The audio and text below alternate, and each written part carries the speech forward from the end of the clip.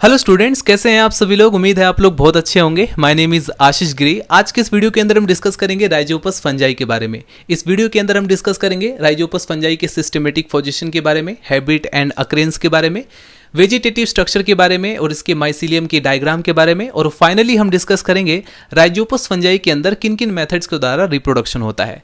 इस टॉपिक को कवर करने के बाद स्टूडेंट आपके बीएससी या एमएससी के एग्जाम पेपर में किसी भी प्रकार से क्वेश्चन पूछा जाए, आप सभी के आंसर दे सकेंगे। फर्स्ट ऑफ ऑल हम डिस्कस करते हैं कि राइजोपस फंजाई के रिगार्डिंग बीएससी या एमएससी के एग्जाम पेपर में किस किस प्रकार से और कितने कितने नंबर में क्वेश्चन पूछे जाते हैं। लॉन्ग क्वेश्चन में ज्यादातर आपसे पूछा जाता है describe the life cycle of Rhizopus fungi. तो ऐसे में आपको कितना लिखना है, कौन सा डायग्राम बनाना है, वो सब हम डिस्कस करेंगे। कई बार directly only reproduction related question पूछा जाता है। आपसे एसेक्सुअल और सेक्सुअल दोनों ही रिप्रोडक्शन एक साथ पूछे जा सकते हैं। कई बार स्टूडेंट 2 नंबर में शॉर्ट क्वेश्चन में इसका माइसीलियम का डायग्राम या इसके वेजिटेटिव स्ट्रक्चर के बारे में भी पूछ लिया जाता है। तो क्वेश्चन किसी भी प्रकार से पूछा जाए, यदि आप लोग इस वीडियो के माध्यम से नोट्स अच्छे से बना लेते हैं तो डेफिनेटली आप अच्छी तरह से एग्जाम पेपर में लिख पाएंगे और साथ में आपको पता भी चल जाएगा कि कौन सा डायग्राम हमें कहां पर बनाना है। चलिए स्टूडेंट, वीडियो को स्टार्ट करते हैं। फंजाई से रिलेटेड और भी कई सारे टॉपिक्स मैं कवर कर चुका हूं, जैसे कि फंजाई के जनरल कैरेक्टर्स के बारे में, क्लासिफिकेशन के बारे में, और इसके साथ और भी कई सारे ऐसे फंजाई है जो कि एग्जाम पेपर में पूछे जाते हैं, उनकी लाइफ साइकिल भी मैं कवर कर चुका हूं। और जितने भी बचे हुए फंजाई है उनकी लाइफ साइकिल भी मैं कवर कर दूंगा। और यदि आपके सिलेबस के अंदर कुछ एक्स्ट्रा फंजाई है तो आप लोग कमेंट सेक्शन में मेंशन कर सकते हैं, उनकी लाइफ साइकिल भी हम कवर कर देंगे। हेडिंग डाल लीजिए सिस्टमेटिक पोजीशन या क्लासिफिकेशन। इसमें आप लोग लिखेंगे किंगडम फंजाई, डिवीजन माइकोटा से बिलोंग करता है, सब डिवीजन यूमाइकोटिना से बिलोंग करता है, class zygomycetes, order mucorales, family mucoraceae and genus rhizopus. Student, किसी भी फंजाई या किसी भी एल्गी का जो क्लासिफिकेशन है या सिस्टमेटिक पोजीशन है, उससे आप डेफिनेटली 50% से ज़्यादा इंफॉर्मेशन गैदर कर लेते हो। आपको पता चल जाता है कि ये फंजाई के क्या क्या कैरेक्टर हो सकते हैं, ये किस प्रकार का फंजाई हो सकता है। जैसे कि ये क्लास जाइगोमाइसिटीज से बिलोंग करता है, तो इससे एक तो चीज़ आपको पता चल गया होगा कि ये स्पोर बियरिंग होता है। नंबर सेकंड, आपको ये भी पता चल जाएगा कि इसमें जो आफ्टर सेक्सुअल रिप्रोडक्शन स्पोर बनते हैं वो जाइगोस्पोर बनेंगे, राइट। तो यानी क्लासिफिकेशन के बेस पर आप कई सारी चीज़ें, जैसे कि ये ट्रू फंजाई है, इसमें सेल वॉल प्रेजेंट रहता है, स्पोर बियरिंग होता है, सेप्रोफिटिक फंजाई हो सकता है, और इसके बाद इसमें आफ्टर सेक्सुअल रिप्रोडक्शन जाइगोस्पोर का फॉर्मेशन होता है। तो ये सब क्लासिफिकेशन के बेस पर ही आप पता लगा लेते हैं। उसके बाद हेडिंग डाल लीजिए हैबिट एंड अक्रेंस, यानी कि ये कहाँ पर पाया जाता है, इसकी कितनी स्पीसीज होती हैं, और इसके बाद इसकी पूरी दुनिया में कहाँ कहाँ पर पाया जाता है। तो नंबर फर्स्ट आप लोग इसके बारे में लिखेंगे कॉस्मोपॉलिटन। अब यहाँ पर जितने भी ऐसे स्टूडेंट हैं जो बीएससी के एग्जाम पेपर में हिंदी इंग्लिश मिक्स में लिखना चाहते हैं, तो वो अपने हिसाब से लिख सकते हैं। आपको बस यहाँ पर पॉइंट वाइज याद रखना है। यहाँ पर मैं कुछ ऐसा नहीं करूँगा कि आपको रटने की जरूरत पड़े। आप बस यहाँ पर कुछ इंपॉर्टेंट पॉइंट्स हैं जिनके मीनिंग्स अगर आप लोग पढ़ लें या समझ लें तो आप उसके बारे में खुद ही एक्सप्लेन कर लेंगे। ये जो फंजाई है इसका डिस्ट्रीब्यूशन कॉस्मोपॉलिटन है, यानी पूरी दुनिया में पाया जाता है। ये वर्ल्ड वाइड डिस्ट्रीब्यूशन को शो करता है। इसके बाद ये कहाँ पर रहता है, टेरेस्ट्रियल होता है। इसका हैबिटाट अगर हम देखें हैबिट को, तो ये टेरेस्ट्रियल यानी स्थलीय होता है। और स्थलीय पे भी कहाँ पर, जैसे मिट्टी होता है जहाँ पर बहुत ज़्यादा नमी रहती है, मॉइस्चर रहता है, जैसे किसी प्लांट के ऊपर या किसी एनिमल के ऊपर सेप्रोफिटिक या पैरासिटिक कंडीशन में पाया जाता है। मोड ऑफ न्यूट्रिशन, यानी ये जो फंजाई है क्या खाता है, किन किन चीज़ों को एक तरीके से भोजन की तरह यूज़ करता है। तो इसमें जो मेजोरिटी स्पीसीज होती हैं, यानी कि राइजोपस फंजाई की ज़्यादातर जो स्पीसीज होती हैं वो सेप्रोफिटिक जीवन व्यतीत करती हैं। यानी कि जो जितने भी डेड ऑर्गेनिक मटेरियल होता है, जो सड़े गले पदार्थ होते हैं या ऑर्गेनिक पदार्थ होते हैं, उन्हें ही खाते हैं। इस तरह का जो फंजाई होते हैं वो सेप्रोफिटिक कहलाते हैं। कुछ पैरासिटिक भी होती हैं, यानी किसी प्लांट के ऊपर या एनिमल के ऊपर परजीवी की तरह अपना जीवन का व्यापन करते हैं। उसके बाद नंबर थर्ड पॉइंट आप लोग नोट डाउन करेंगे, the name rhizopus was first named by एरिम, जो कि 1820 में उन्होंने ये नाम दिया था। और आपको ध्यान रखना है कि अगर एमसीक्यूज के बेस पर अगर आपके एग्जाम पेपर में क्वेश्चन पूछे जा रहे हैं तो ये सारे पॉइंट आप लोगों को नोट डाउन कर लेने चाहिए। इसके बाद नोट डाउन करेंगे, देयर आर अराउंड लगभग 8 से 10 नॉन स्पीसीज है राइजोपस की, कुछ बुक्स में 10 से 13 भी हैं, राइट। तो ये सब आप लोगों को याद रखना है कि इसकी कितनी स्पीसीज है जो कि अभी तक के अच्छी तरह से ज्ञात हैं। इसके बाद नोट डाउन करेंगे Rhizopus stolonifer and Rhizopus nigricans, इन्हें हम द कॉमन ब्रेड मोल्ड भी बोलते हैं या ब्लैक ब्रेड मोल्ड भी बोलते हैं, राइजोपस रॉट भी बोलते हैं। और ये एक तरीके से स्टूडेंट लेबोरेटरी के अंदर अगर आप इसको उगाना चाहते हैं, ग्रो करना चाहते हैं, तो बेल जार के अंदर कुछ ब्रेड के टुकड़े रख दीजिए या रोटी रख दीजिए, 2-3 दिन बाद आपको दिखाई देंगे। वहाँ पर काफ़ी सारे कवक जाल, उसका जो माइसीलियम है वो ग्रो हो जाता है। आपको व्हाइट कलर के कॉटन से थ्रेड्स दिखाई दिखाई देंगे, राइट, वही होता है राइजोपस। ध्यान रखना है यहाँ पर, अगर आप लोग अपने घर में भी राइजोपस फंजाई को प्रैक्टिकली देखना चाहते हैं तो किसी रोटी के टुकड़े को टिफ़िन के अंदर 2-3 दिन के लिए बंद कर दीजिए। उसके बाद आप पाएंगे कि जैसे ही आप टिफ़िन ओपन करते हैं तो एक रुई की तरह, कॉटन की तरह आपको थ्रेड्स दिखाई देते हैं, और उस पर अगर स्पोरेंजिया लग गए होंगे तो छोटे छोटे डॉट डॉट ब्लैक कलर के स्पोरेंजिया भी अगर दिखाई देंगे तो वो ब्लैक दिखाई पड़ता है। और फिर अगर उसे आप लोग 2-4 दिन और भी रख दें तो उस पर बैक्टीरिया अटैक कर देगा। अगर बैक्टीरिया भी अटैक कर देगा तो उसके बाद क्या होगा, वो पूरा का पूरा ब्लैक होने स्टार्ट हो जाता है। अब इसके बाद स्टूडेंट हेडिंग डालीजिए वेजिटेटिव स्ट्रक्चर। वेजिटेटिव स्ट्रक्चर के अंदर हम राइजोपस फंजाई की जो प्लांट बॉडी होती है, जो इसका माइसीलियम होता है, उसके कैरेक्टर के बारे में हम स्टडी करते हैं। जैसे कि राइजोपस फंजाई की जो वेजिटेटिव प्लांट बॉडी होती है वो यूकार्पिक होती है। यूकार्पिक का मतलब ऐसे फंजाई जिनका थैलस जो होता है वो डिफरेंशिएट होता है वेजिटेटिव स्ट्रक्चर और रिप्रोडक्टिव स्ट्रक्चर में, उसे हम यूकार्पिक प्लांट बॉडी बोलते हैं। And consist of white cottony much branched mycelium. इसका जो माइसीलियम होता है उसमें काफ़ी ज़्यादा ब्रांचिंग और वाइट कलर के कॉटन की तरह दिखाई देता है। The mycelium plant body is differentiated into nodes and internodes. इसकी जो माइसीलियम प्लांट बॉडी होती है वो नोड्स एंड इंटरनोड्स में डिवाइड होती है। यहाँ पर इसका हिस्सा नोड्स कहलाएगा, और ये जो बीच में 2 नोड्स के बीच का जो हिस्सा होता है उसे हम इंटरनोड बोलते हैं। जैसे आपने कारा एल्गी के अंदर भी देखा होगा, या आपने गन्ना देखा होगा, गन्ना भी नोड्स एंड इंटरनोड्स में डिवाइड होता है। इसके बाद नोट डाउन करेंगे student, 3 types of hyphae recognise in the mycelium. इसके माइसीलियम के अंदर ये जो आप लोग इसका कवक जाल देख रहे हैं, इसमें 3 तरह के हाइफी दिखाई देते हैं, राइट। एक तो होता है इसका स्टोलन, एक होता है राइजोइड्स, और एक होता है इसके स्प्रेंजियोफोर्स, राइट। जैसे कि आप लोग यहाँ पर डायग्राम में ध्यान से देखेंगे, ये इसके कवक जाल का डायग्राम है और इस पर स्पोरेंजिया भी दिखाई दे रहे हैं। स्पोरेंजिया के अंदर स्पोर्स होते हैं, और जनरली मैंने आपको कहा राइजोपस है तो राइजोपस के अंदर जाइगोस्पोर बनता है आफ्टर सेक्सुअल रिप्रोडक्शन। तो अगर आप इसके माइसीलियम को ध्यान से देखें, इसके डायग्राम को ध्यान से देखें, तो ये है राइजोइड्स और ये स्टोलन कहलाता है, ठीक है। ये हिस्सा स्टोलन कहलाता है, और ये क्या है, ये स्पोरेंजियोफोर होते हैं, और इस स्पोरेंजियोफोर के ऊपर लगते हैं स्पोरेंजिया, और स्पोरेंजिया के अंदर प्रेजेंट रहते हैं स्पोर। इसके बाद नोट डाउन करेंगे student, the cell wall is microfibrillar, यानी इसका जो सेल वॉल होता है उसमें माइक्रोफिब्री एम्बेडेड रहते हैं, धसे रहते हैं, and composed of chitin and Kitson. ये जो काइटिन होता है इसकी प्रोटेक्टिव वॉल, एक स्केलेटन होती है, राइट, जो इसको सुरक्षा प्रदान करती है। एक तरीके से अगर आप देखें तो जो किटसन होता है ये काइटिन का ही एक तरीके से डेरिवेटिव होता है, राइट। काइटिन से ही किटसन बनता है। किटसन जो होता है एक तरीके से जाइगोमाइसिटीज क्लास के जो फंजाई होते हैं उसमें हाई अमाउंट में वो शो करते हैं किटसन को, राइट। और किटसन जो होता है नॉन टॉक्सिक बाइपॉलीमर होता है, और काइटिन जो है वो आगे चलकर किटसन में चेंज हो जाता है, इसी का डेरिवेटिव है। The cytoplasm is multi nucleated. इसका जो साइटोप्लाज्म होता है उसमें काफ़ी सारे न्यूक्लियस पाए जाते हैं, यानी कि ये जो आप लोग इसका कवक जाल माइसीलियम देख रहे हैं, अगर आप इसकी एक हाइफी को लाइट माइक्रोस्कोप की मदद से देखते हैं तो आपको उसमें nuclei, cytoplasm, oil droplets, hyphal वाल भी दिखाई देगी, वैक्यूल भी दिखाई देगा। लेकिन अगर आप लाइट माइक्रोस्कोप की जगह और भी ज़्यादा हाई मैग्नीट्यूड का कोई माइक्रोस्कोप जैसे कि इलेक्ट्रॉन माइक्रोस्कोप की मदद से देखते हैं तो उसके अंदर न्यूक्लियस, प्लाज्मा मेम्ब्रेन, माइटोकॉन्ड्रिया, यानी काफ़ी सारे सेल ऑर्गेनली भी देखने को मिलेंगे, राइट, जैसा कि आप लोग यहाँ पर डायग्राम में भी देख सकते हैं। तो स्टूडेंट इसका जो साइटोप्लाज्म होता है वो मल्टी न्यूक्लिएटेड होता है, काफ़ी सारे उसमें न्यूक्लियस पाए जाते हैं। इसके अलावा यहाँ पर आप लोग देखेंगे काफ़ी सारे सेल ऑर्गेनली जैसे कि mitochondria, endoplasmic reticulum, Golgi bodies, vacuole and oil droplets इसके अंदर प्रेजेंट रहते हैं। The hyphae are tubular. इसकी जो हाइफी होती है वो ट्यूबुलर होती है, ब्रांच्ड होती है, एसेप्टेट होती है, यानी कि किसी भी प्रकार का इसमें सेप्टा नहीं बनता है, राइट। और सिनोसिटिक कंडीशन पाई जाती है, यानी कि सेप्टा नहीं है, मल्टी न्यूक्लियस कंडीशन है, तो सिनोसिटिक कंडीशन इसके अंदर पाई जाती है। तो यहाँ पर आपको मेन इंपॉर्टेंट पॉइंट, तो यहाँ पर इसके वेजिटेटिव स्ट्रक्चर के अंदर स्टूडेंट इसके माइसीलियम के रिगार्डिंग आपको 3 इंपॉर्टेंट पॉइंट याद रखने हैं, क्योंकि यही इंपॉर्टेंट पॉइंट आपको आगे चलकर रिप्रोडक्शन को समझने में भी हेल्प करेंगे। नंबर फर्स्ट, यहाँ पर इसमें स्टोलन प्रेजेंट रहता है, यानी कि इसके माइसीलियम जो होता है, जो इंटरनोड है उसी को हम बेसिकली स्टोलन बोल रहे हैं।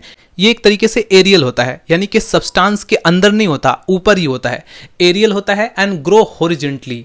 ये हॉरिजेंटली ग्रो करता है और लेस ब्रांच्ड होता है, ठीक है। 3 इंपॉर्टेंट कैरेक्टर मैंने स्टोलन के बताए। इसके बाद यदि हम राइजोइड्स के इंपॉर्टेंट कैरेक्टर की बात करें तो राइजोइड्स होता है ये वाटर को एब्जॉर्ब करता है, और जो नरिशमेंट होता है होस्ट से, जैसे कि अगर ये ब्रेड के ऊपर उगा है, रोटी के ऊपर ग्रो कर रहा है, तो उसमें से जितने भी न्यूट्रिशन होता है, जो नरिशमेंट होता है और वाटर होता है, उसको एब्जॉर्ब करता है। इसके बाद यदि हम बात करें इस स्पोरेंजियोफोर के बारे में, तो स्पोरेंजियोफोर जो होती हैं वो एरियल होती हैं और इरेक्ट होती हैं, ऊपर की तरफ उठी हुई होती हैं और अनब्रांच्ड होती है। अगर आप देखें तो स्पोरेंजियोफोर में किसी भी प्रकार की कोई ब्रांचिंग नहीं देखने को मिलती है। तो ये अनब्रांच्ड होती हैं, अनब्रांच्ड रिप्रोडक्टिव हाइफल ब्रांच होती हैं। अब चूंकि स्टूडेंट इस स्पोरेंजियोफोर के ऊपर ही जाकर टिप पर, अगर आप इसके टर्मिनल पर ध्यान से देखें तो स्पोरेंजिया लगे रहते हैं जिसके अंदर स्पोर्स भरे रहते हैं। तो एक तरीके से स्टूडेंट हम स्पोरेंजियोफोर को रिप्रोडक्टिव हाइफल ब्रांच भी बोल देते हैं। इट बियर्स स्पोरेंजिया, टर्मिनली अगर आप लोग ध्यान से देखें यानी टिप पर स्पोरेंजिया भी इसमें प्रेजेंट रहते हैं। तो ये था स्टूडेंट राइजोपस फंजाई के वेजिटेटिव स्ट्रक्चर के बारे में, इसके हैबिट एंड अकरेंस के बारे में, इसके सिस्टमेटिक पोजीशन के बारे में।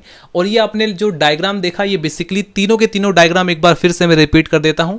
ये पूरे इसके कवक जाल का डायग्राम है। अगर इसके माइसीलियम का डायग्राम पूछा जाए एग्जाम पेपर में तो आपको ये लिखना है। और अगर यहां पर राइजोपस की हाइफल की स्ट्रक्चर को पूछा जाए, उसका डायग्राम पूछा जाए, तो उसके एक हाइफी का डायग्राम यहां पर इलेक्ट्रॉन माइक्रोस्कोप और लाइट माइक्रोस्कोप की मदद से यहां पर दिखाया गया है।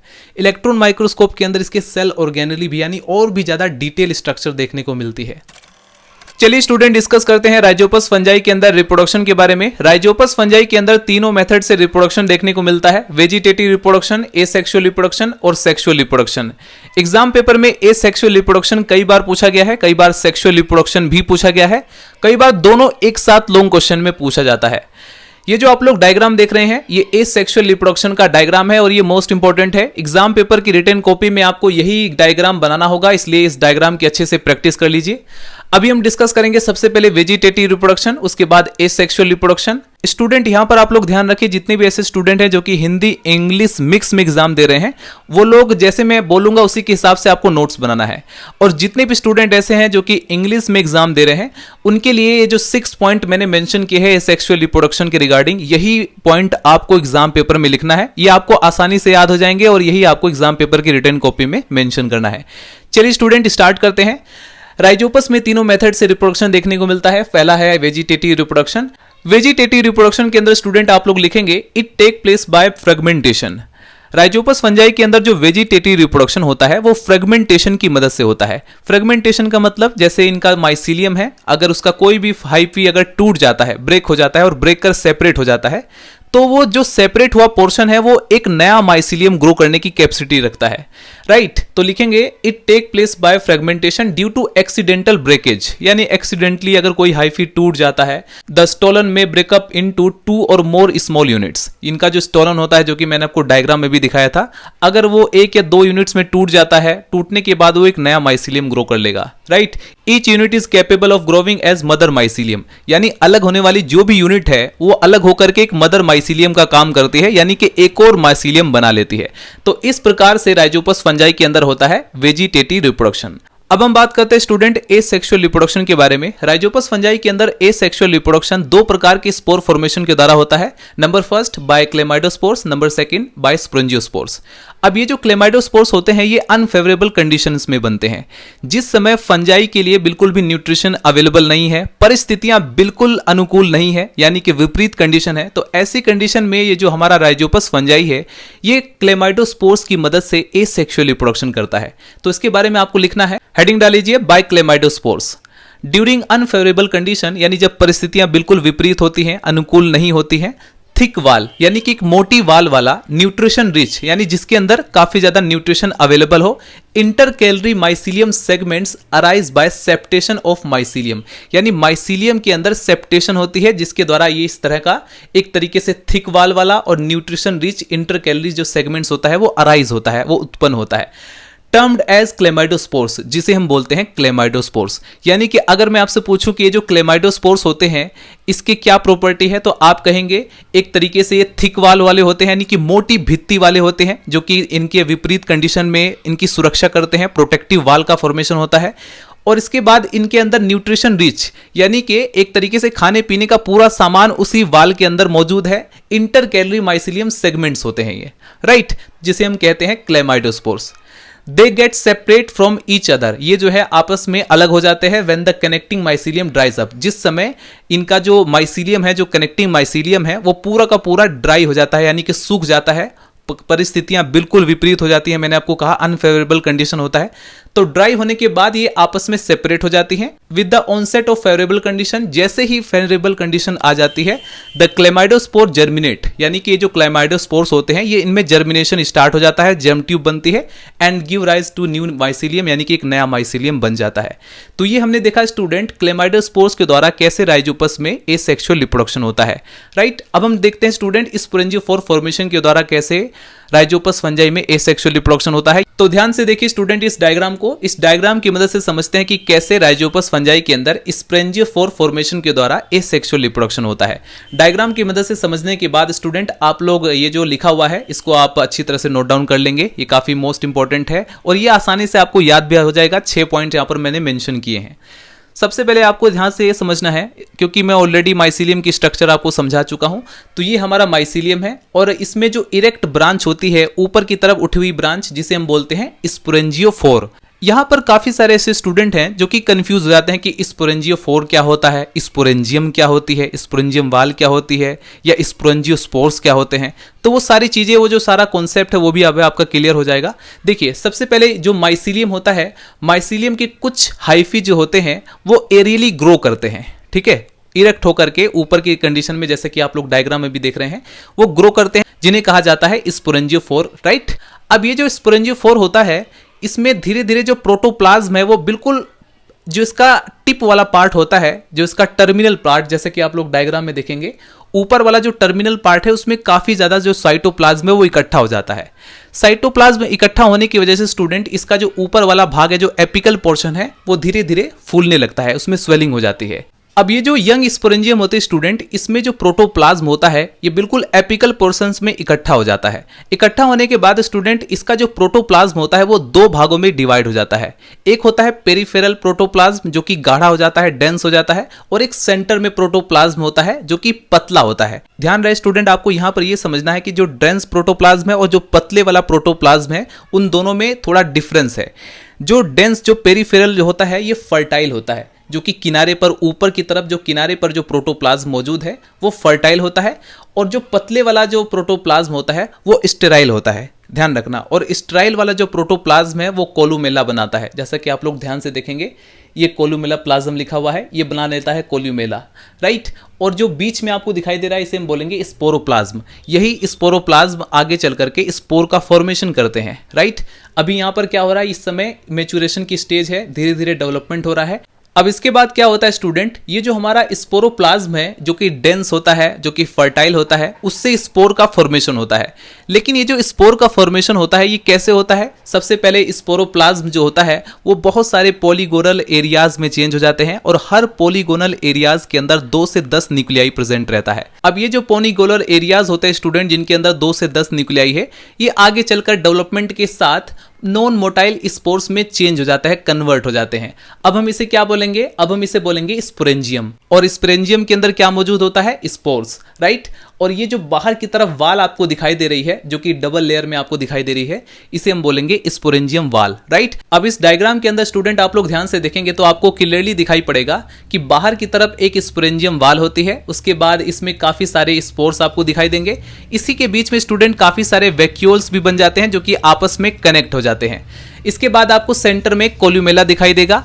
अब स्टूडेंट होता क्या है, ये जो कोल्यूमेला होता है ये वाटर को एब्जॉर्ब करता है, वाटर को एब्जॉर्प्शन के साथ इसमें स्वेलिंग आ जाती है, राइट। अब ध्यान से सोचो, अगर कोल्यूमेला पानी को सोख करके वाटर को एब्जॉर्ब करके फूलेगा तो फूलने के कारण ये जो स्पोरेंजियम वाल है उस पर दबाव पड़ेगा, राइट, क्योंकि इतने सारे स्पोर्स ऑलरेडी भरे हुए हैं तो उस पर एक तरीके से प्रेशर पड़ता है, जिसके कारण ये जो हमारा स्पोरेंजियम वाल है ये भ्रष्ट हो जाती है, रफ्चर हो जाती है, आप कहेंगे इसे फट जाती है।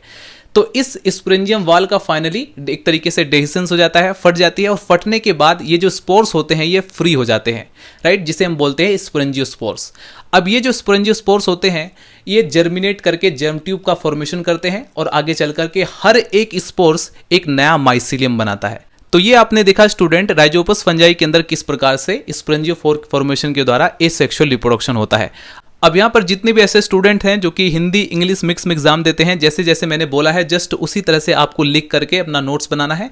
और जितने भी स्टूडेंट ऐसे हैं जो कि इंग्लिश में एग्जाम दे रहे हैं उनको यहाँ पर लिखना है। ये जो स्पॉन्जियोस्पोर्स होते हैं ये कैसे फॉर्म होते हैं, कहाँ पर फॉर्म होते हैं, उसके बारे में आपको लिखना है।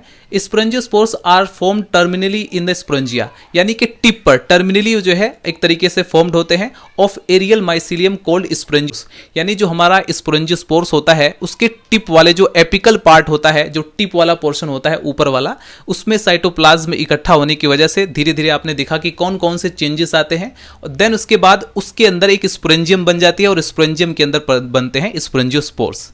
दे are formed under favourable condition. ये जो स्पोरेंजियोस्पोर्स का फॉर्मेशन होता है ये फेवरेबल कंडीशन में होता है, यानी कि न्यूट्रिशन अवेलेबल है, टेम्परेचर बिल्कुल कंट्रोल में है, यानी पूरी तरह से मामला अपने फेवरेबल कंडीशन में है, अनुकूल परिस्थितियां हैं, तब जाकर के स्पोरेंजियोस्पोर्स का फॉर्मेशन होता है। आगे नोट डाउन करेंगे स्टूडेंट ये सभी के सभी पॉइंट। देखिए फर्स्ट पॉइंट आपको याद रखना है, sporangiospores develop from the upper side of rhizoidal nodes.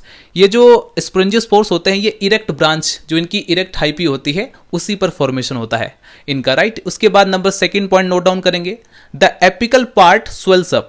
इनका जो आगे वाला जो पार्ट होता है, जो एपिकल पोर्शन होता है, उसमें स्वेलिंग आ जाती है। क्यों आती है स्वेलिंग? आपको पता है कि उसमें साइटोप्लाज्म धीरे धीरे इकट्ठा होने लगता है, राइट, फॉर्मिंग ए स्पोरेंजियम। और वो जो साइटोप्लाज्म है वो इकट्ठा होने के बाद एक तरीके से स्पोरेंजियम का फॉर्मेशन करता है। As nuclei and cytoplasm move एपिकली।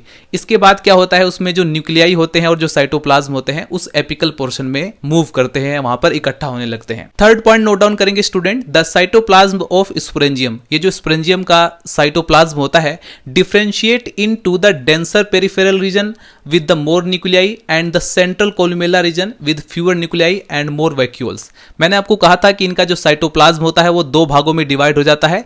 एक जो पेरिफेरल पर प्रेजेंट रहता है वो बहुत ज्यादा गाढ़ा रहता है साइटोप्लाज्म, जिसे हम बोलते हैं डेंसर पेरिफेरल रीजन, राइट। दूसरा जो होता है सेंटर में वो पतला होता है, वो जो है कोलुमेला रीजन होता है, राइट। वो आगे चल करके कोलुमेला बनाता है। और जो हमारा डेंसर पेरिफेरल रीजन है उसमें काफी सारे न्यूक्लियाई भी प्रेजेंट रहते हैं, राइट। और बीच में और इन दोनों के बीच में वैक्यूल का फॉर्मेशन होता है और वे वैक्यूल्स आगे चल करके आपस में कनेक्ट हो जाती हैं। तो ये 3 पॉइंट आप लोगों ने नोट डाउन कर लिया, इसको याद भी कर लेंगे। अगर आप लोग डायग्राम अगर आप लोग ध्यान से देख लें या समझ लें तो डेफिनेटली ये सारे पॉइंट आपको याद हो जाएंगे। और एग्जामिनर जो होता है, अगर आपने ये डायग्राम काफ़ी अच्छे से बना दिया एग्जाम पेपर में, तो एग्जामिनर इनको भी ध्यान से पढ़ता नहीं, वो समझ जाता है कि आपने काफ़ी अच्छा लिखा होगा। बस आपको हैंड राइटिंग अच्छी रखनी है और साथ में डायग्राम अच्छे से बनाना है। नंबर 4 पॉइंट नोट डाउन करेंगे student, sporangiospores develop inside sporangium. यानी कि स्पोरेंजियम के अंदर स्पोरेंजियोस्पोर्स का एक तरीके से डेवलपमेंट होता है, right. They are multi nucleated. ये जो स्पोरेंजियोस्पोर्स होते हैं मल्टी न्यूक्लिएटेड होते हैं और नॉन मोटाइल होते हैं, यानी कि गति नहीं कर पाते। मल्टी न्यूक्लिएटेड का मतलब जिसमें एक से ज्यादा न्यूक्लियाई मौजूद हो, right. Number 5 point note down करेंगे, the wall of sporangium rupture. Diagram के इधर भी आप लोग देख सकते हैं, स्पोरेंजियम की जो वाल होती है वो रप्चर हो जाती है, फट जाती है आफ्टर मैच्योरेशन के बाद। And sporangiospores come out as the powdery mass, यानी कि एक तरीके से पाउडरी फॉर्म में जो है ये जो स्पोरेंजियोस्पोर्स होते हैं ये बाहर आ जाते हैं। Number 6 point most important point, इसको भी नोट डाउन करेंगे, आफ्टर गेटिंग सूटेबल कंडीशन। जैसे ही फेवरेबल कंडीशन आती है और एक अच्छा सबस्ट्रेटम मिलता है, each spore germinate into new mycelium. जितने भी आपको स्पोर्स दिखाई दे रहे हैं ये सभी के सभी स्पोर्स जर्मिनेट करके एक नया माइसीलियम बनाते हैं।